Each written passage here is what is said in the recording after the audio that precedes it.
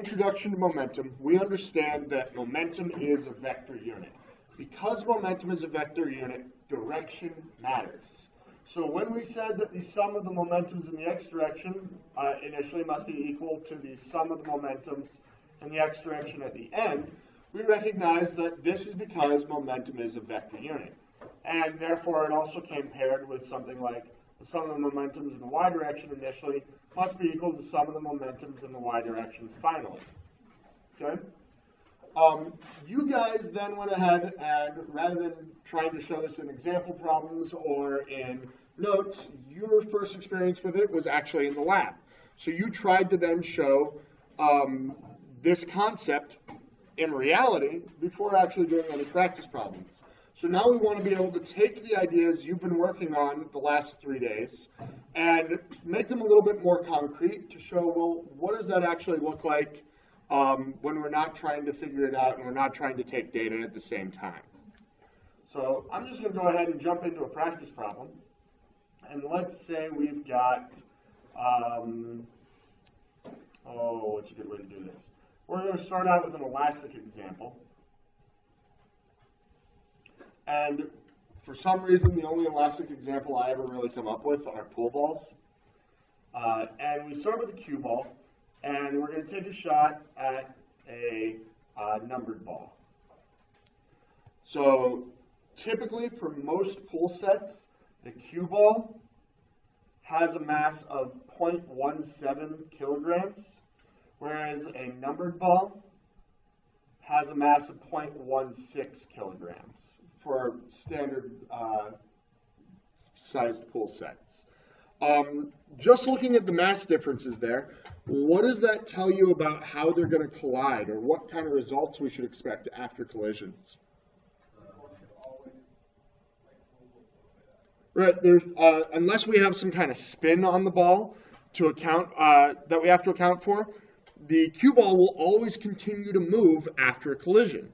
This allows us to have to compensate for that fact, either by putting spin on the ball or by worrying about where's the ball going to go after it makes collisions with the target ball. Okay? That means that when you're shooting pool, maybe you're going to scratch afterwards, maybe you're going to knock it in the second ball, maybe it's going to go off and do something beneficial for your opponent. So things that you have to consider.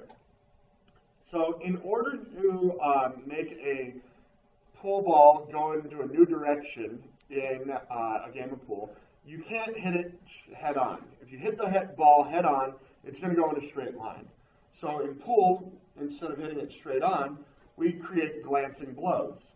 So by hitting the ball obliquely, the cue ball will go off in a new direction and allow the target ball to go off, hopefully, in a desired direction. So when the collision occurs, we can take a look at the different amounts of momentum in each dimension and make predictions about where each ball should go after the collision. So cue ball before collision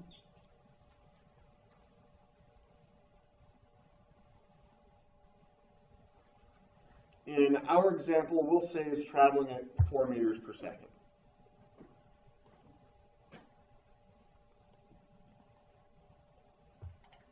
All right.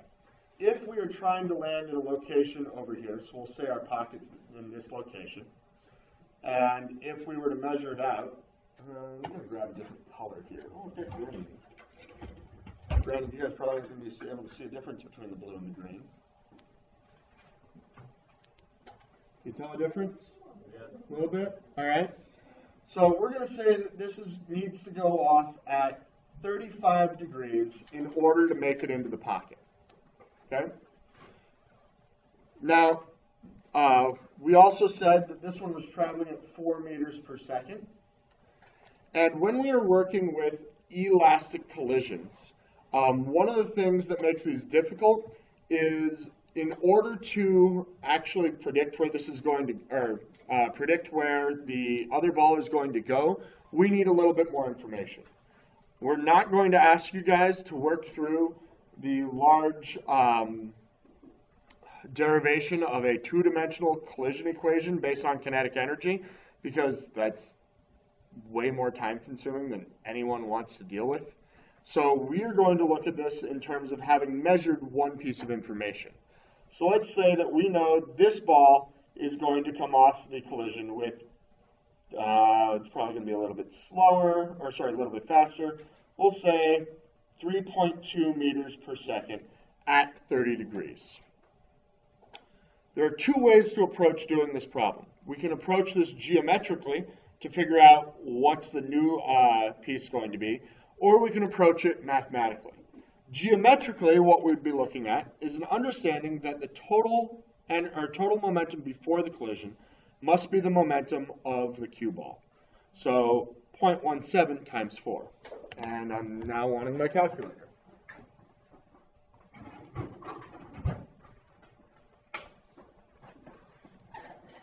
So 0.17 times 4. 0.68. So geometrically solved, I've got a hypotenuse that's 0.68 kilogram meters per second. Then continuing here, I've got some other piece that comes this way, and the momentum of that ball is 3.2 times 0.16, because it's the target ball. I have 0.512, and this came off at an angle that is 30 degrees. And geometrically, that means that whatever this remaining side is must be this piece here. Now, can I guarantee that this is going to be a 90-degree angle here? No. No. I can say that this is 30 degrees. I can say these individual pieces. And I'm sure there's a math tool that we could use here to solve for the remaining sides. Like a lot of cosines, I think. I personally don't remember what the law of sines or law of cosines are. So I'm not going to use them. But understand that they would apply here. And you could geometrically find what this remaining side is because it forms a perfect triangle. So it's showing that the horizontal components of this would cancel out, and the vertical components must remain the same. So rather than try to just solve this as a triangle, I'm going to go about breaking things into components. So breaking these into components, I can assess what these would each be based on right angles, or right triangles, I should probably be more specific. Breaking apart this triangle with a 0.512 hypotenuse, and recognizing that this angle here would have to be 30 degrees, or that this one here is 60. Zoom in a little bit. I'm writing about as small as I possibly can for some reason. I can use trig functions to find what my horizontal and vertical components are. So 0.512 cosine of 60. Cosine is going to be this side, so 0.256. And 0.512 sine of 60 gives me 0.443. Is that just half of it or the whole thing? What do you mean, half of it or the whole thing? Like, It's only that segment because I'm only working with this total momentum. All right? So if I have 0.256 kilogram meters per second left, what's the momentum of my cue ball got to be right? Same. Well, yes, thank you. Opposite, so negative 0.256 as it's traveling to the right, since I assessed 0.256 to the left to be positive. And then what could I find for my total momentum forward for my cue ball? Say that again?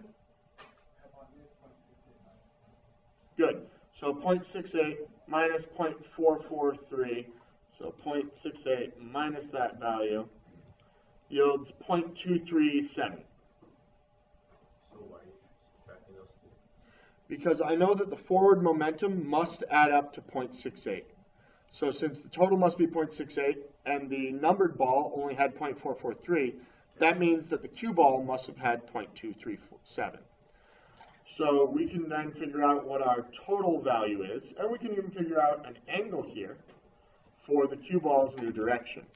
So squared plus 0.256 squared, and the square root of that value, we get 0.35 kilogram meters per second at an angle of, and I'm just going to use inverse tangent, opposite over adjacent, 0.256 divided by 0.237, opposite over adjacent, 47 degrees here. 47 degrees. So to the left of its original path.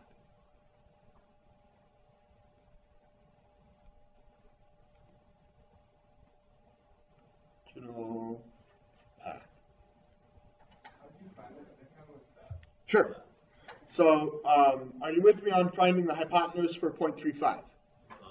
So just saying again 256 and 0.237. Yeah, so I just squared that, square root. For the other one, I did tangent inverse of my angle,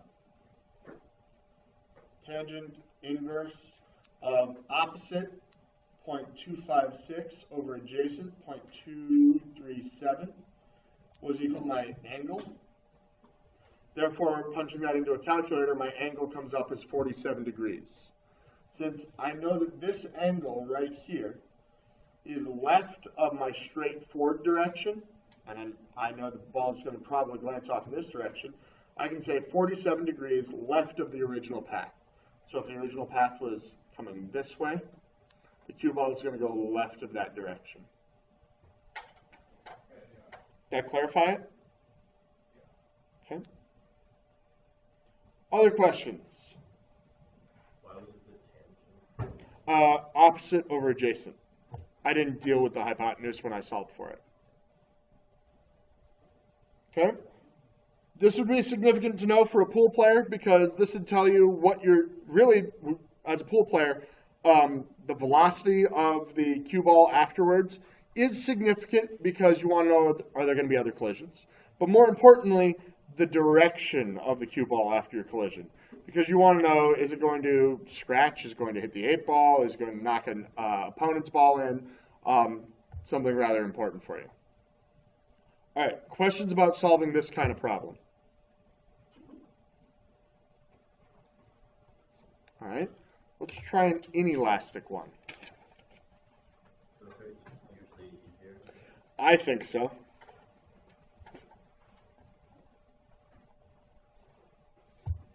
All right, so inelastic collisions. Let's say, what do we have? A vehicle is driving due south, and the vehicle is driving at a speed of, let's go 90 meters per second. No, that's going to be really fast. 30 meters per second. A 1,000 kilogram vehicle travels south at 30 meters per second. I think that's what I said.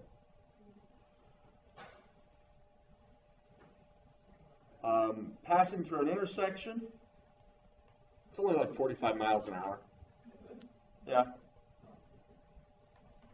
And intersection. Maybe it's closer to 50. It's T-boned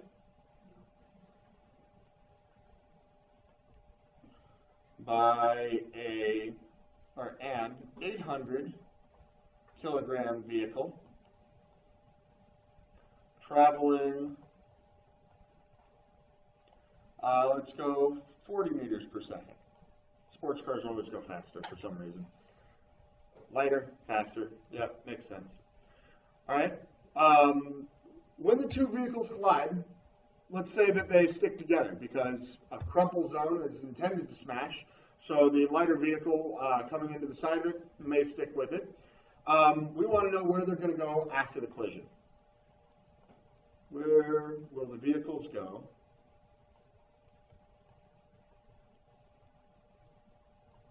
post-collision in an inelastic collision?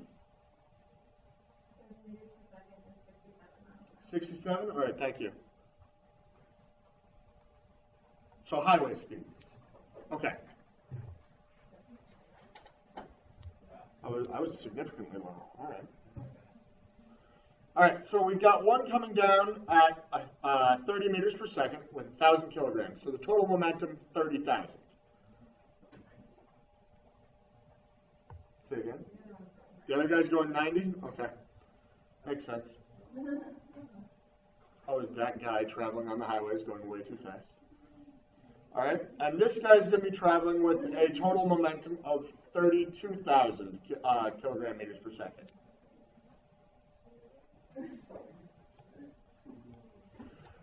Are you guys with me on how I found my momentums? Yes. Yes? All right.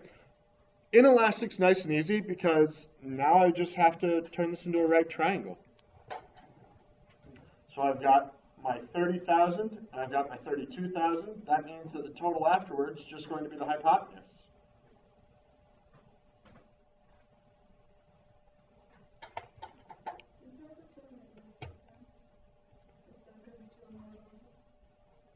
I did.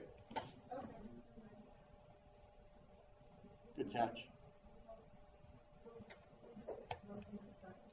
Let's not. It's good now, though, right? So finding the angle, it would make a difference. Squared plus 32,000 squared, and the square root of that, we're going to be traveling at 43,800.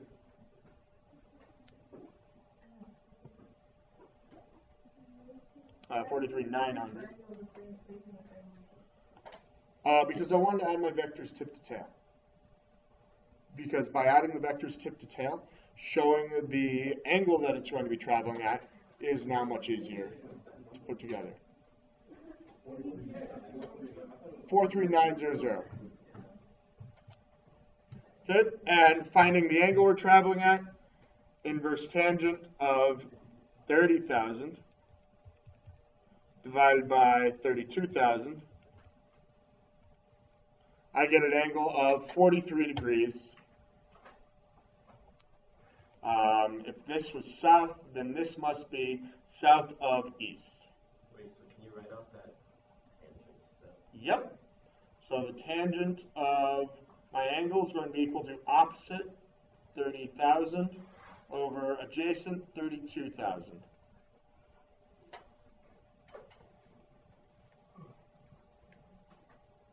And if I want to know the actual velocity rather than just the mass, or rather than just the momentum, I can take my 43,900 and divide it by the total mass. So 43,900 equals my mass, 1,800, times velocity. So dividing that by 1,800, I should find that they're going now 24 meters per second. Where did you get 1,800? Oh, you just add together the velocity. Add together the masses.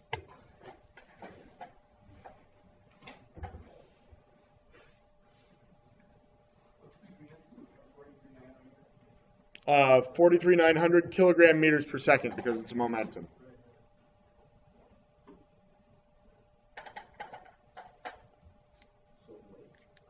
Why do we take the tangent inverse in the equation? Say that again. In the one before we took the tangent inverse. Take a look at the difference in the equations.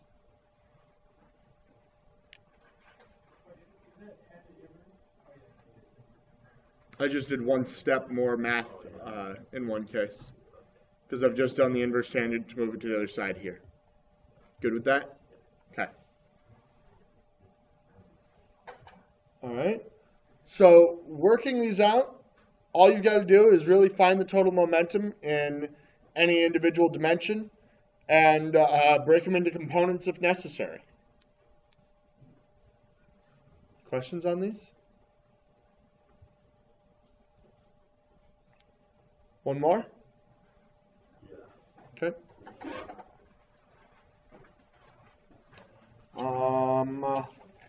Let's see here. What other one? Yeah.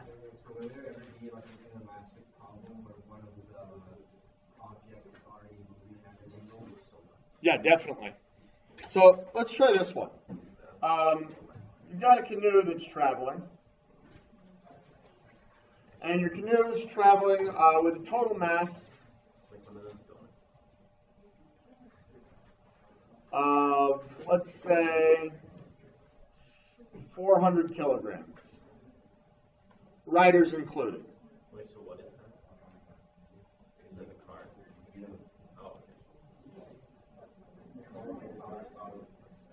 okay. Okay. As the canoe is traveling, you notice that there's a waterfall down here. And you decide that, nope, it's time to bail.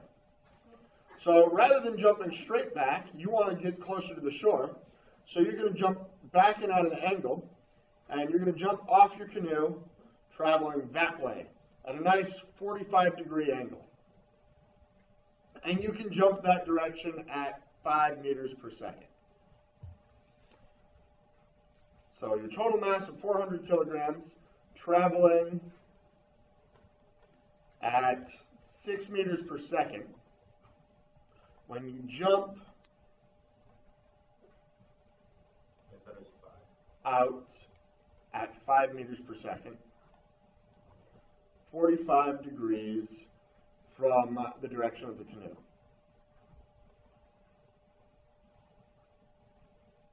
From the, I'll say the rear of the canoe.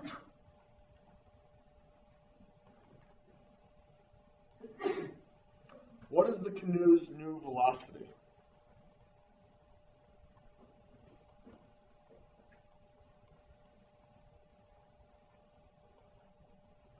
All right, I'm going to solve this one slightly differently than the last one because I've really been doing these mostly geometrically. I want to approach them a little bit more algebraically. So I want to show the sum of the momentums in the x is equal to the sum of the momentums in the x at the end, and the sum of the momentums in the y is equal to the sum of the momentums in the y at the end. How much momentum does the canoe have prior to the rider jumping out in the x dimension? In the x dimension? 0. Can you scoot it over?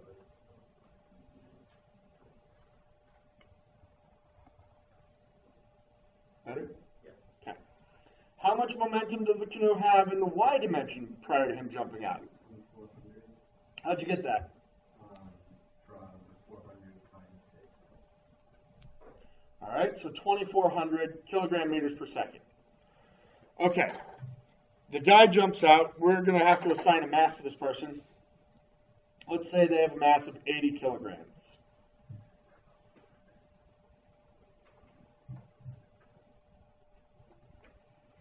All right, 80 kilogram person. So we need to figure out how much of their momentum is going in each dimension. So I'm going to break down this 5 meters per second into 2 dimensions. I know that this is 45 degrees. So 5, whoops, turn this on, 5 sine of 45, and I'm going to get 3.54 in each dimension.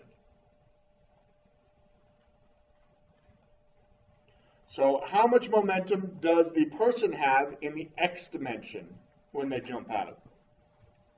283.2. How'd you get it? 3.54 times his mass. All right, which you said was 283?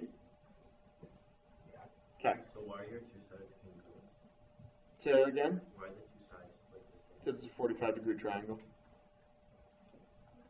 Okay, so in order for this to be true, that must mean that the canoe has, so plus momentum of the canoe at the end. What's the momentum of the canoe going to be? 283. All right, how much momentum does the person have jumping in the y direction out this way? Well, it again is 283, meaning that the momentum of the canoe must be how much? 2,117. Say again? 2,117. No. Which direction is the canoe going initially? Which direction is the person jumping out? Back. So one of these needs to be negative. I'm going to make the person being negative. So actually, it's going to be 2683 is the canoe's new forward momentum. If you think about it, you jump out the back of a canoe, what's it going to do to the canoe? Is it going to cause it to go slower or push it faster towards the waterfall? It's going to push it faster towards the waterfall. Okay? So now we've got 283 that way, and we've got 2683 this direction. We can find our hypotenuse and our angle and tell where the canoe is going to be going. Ben, is that a head scratch or a hand raise? Okay. So 2683 squared plus 283 squared, the square root of that value, 2697. And again, I'm going to use a tangent function, so inverse tangent of 2683 divided by 283. I find that this is an 84-degree angle. So it's almost going to continue straight forward. It's going to be off from its original course just a little bit. And if I want to know the actual velocity, 2697 p equals mv equals 320, because I've subtracted the mass of the rider off, times v,